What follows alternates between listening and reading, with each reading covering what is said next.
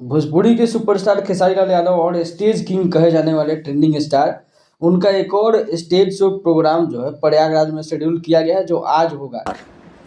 सोना भवन मेजा प्रयागराज की धरती पर शाम 7 बजे।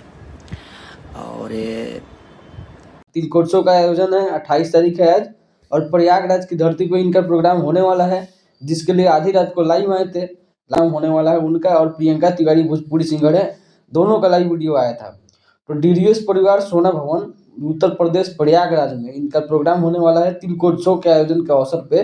वहाँ पर ये स्टेज शो आज करने वाले हैं, और वहाँ से बहुत सारे वीडियो फुटेज आने वाले हैं, जिसका सारा का सारा वीडियो फुटेज आपको इस चैनल पर देखने को मिलेगा।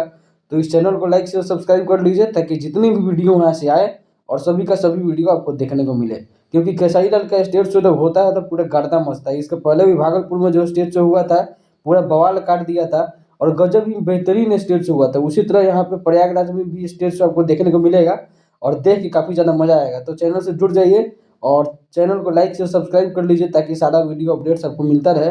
बाकी वीडियो देखने के लिए थैंक यू।